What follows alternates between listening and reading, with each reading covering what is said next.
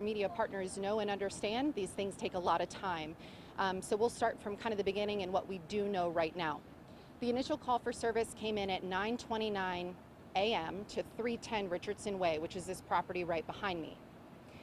Deputies in the area responded in just under 2 minutes. So we had 4 deputies that were very nearby from our tactical unit, fugitive apprehension unit, and patrol. These are just deputies that happen to be nearby. So they happen to be the first deputies on scene. The 911 call that came in alleged that there was an armed burglary in progress. So what we believe right now is, do you want to wait for that vehicle to drive by?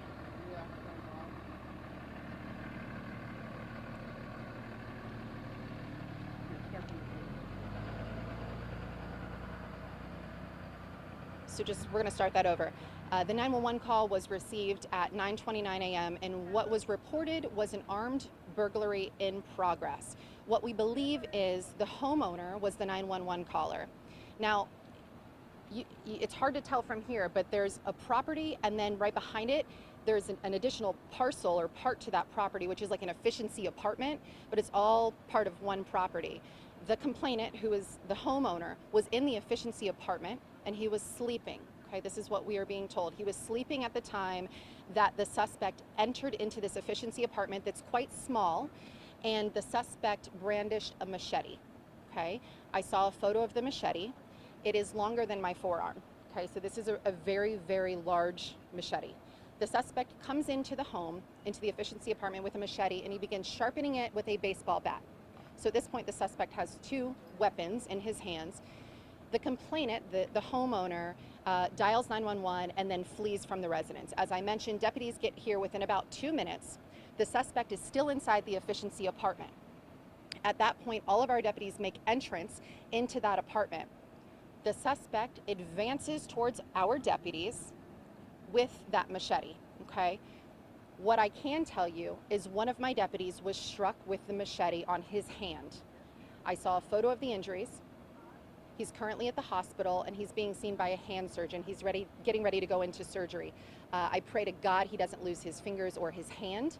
I can tell you it's not life-threatening, but they are critical injuries.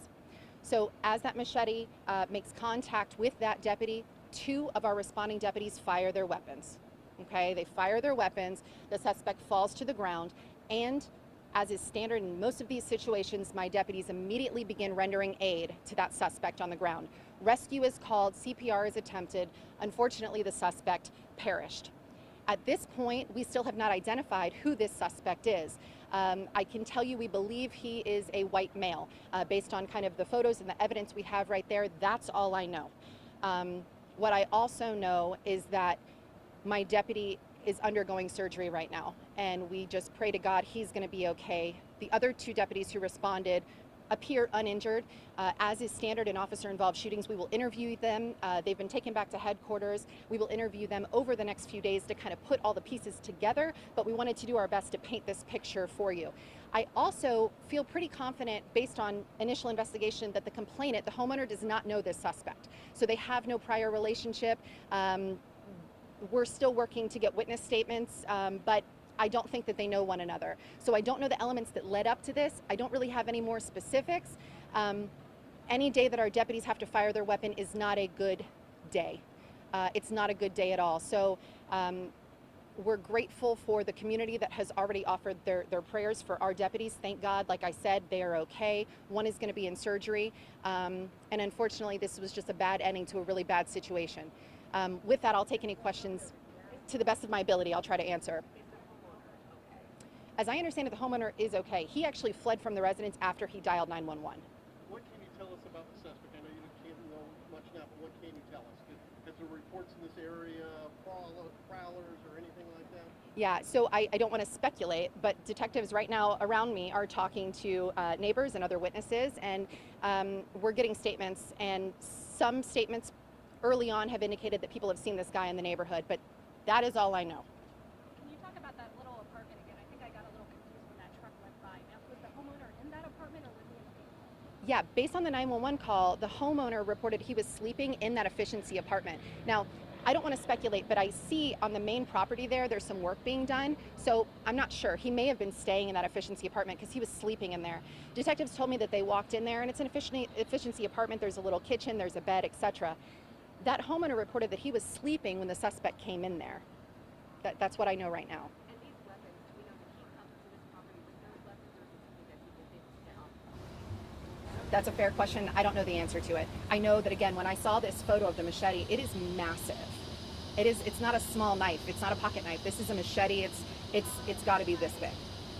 Your deputy that was injured, how many years, with the sheriff's office? That's a great question. I can't release his identity, but I know anecdotally he's been here at least 15 years at a minimum. A machete? A machete that he was sharpening with a baseball bat. Where he got that, I don't know. Of course, those details will hopefully be uncovered during the investigation, but really scary stuff.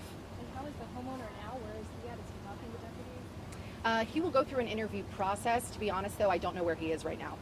Have deputies gotten reports to this area of somebody like this man out here in recent days? I don't know that any official reports have been filed, but again, witnesses are telling us that they may have seen somebody kind of in the area walking around looking a little suspicious who might not live in the area. But again, that's preliminary. This just happened 2 hours ago, so we'll learn more as the investigation continues. Did the homeowner, did the guy that was shot, did the homeowner ask him, what are you doing here? What do you want? Get out?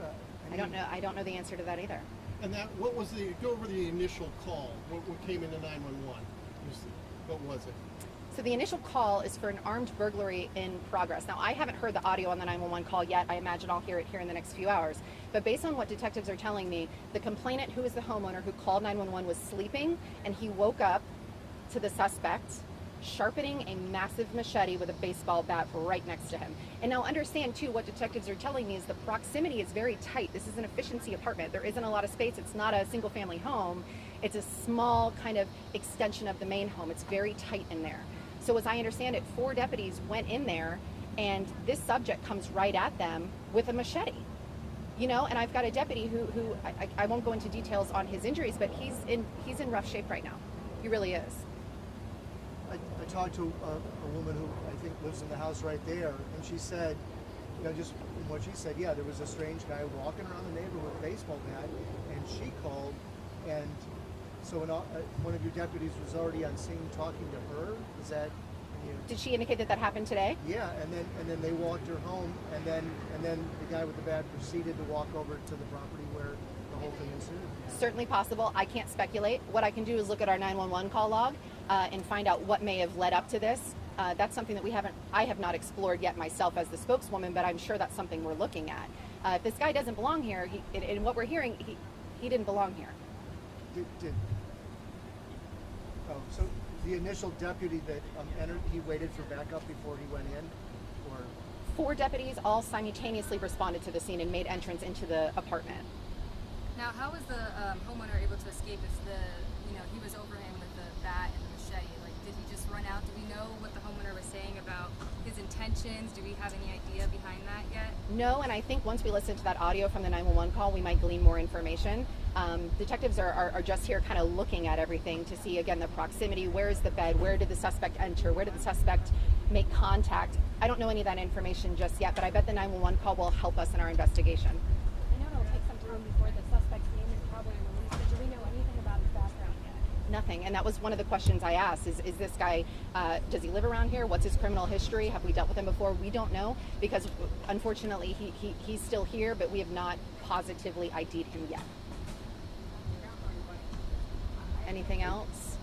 I mean, who can imagine? You're sound asleep, and there's some stranger in your house sharpening a machete on a bat. I mean, it's... Yeah. Again, I don't want to speculate, but I can tell you if that were to happen to me, it would be terrifying. Kudos to deputies in the area who got here in under 2 minutes. As I mentioned before, when Kim asked, the complainant is safe. I do know that. So thank God he's safe. Thank God 3 of my 4 deputies are safe, and this deputy who's undergoing surgery is hopefully going to be seen by some incredible doctors and be taken care of to the best of their ability. Okay?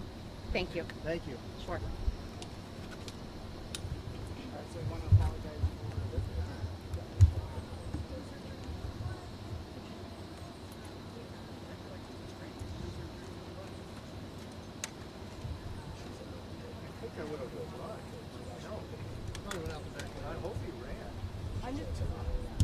Do you want to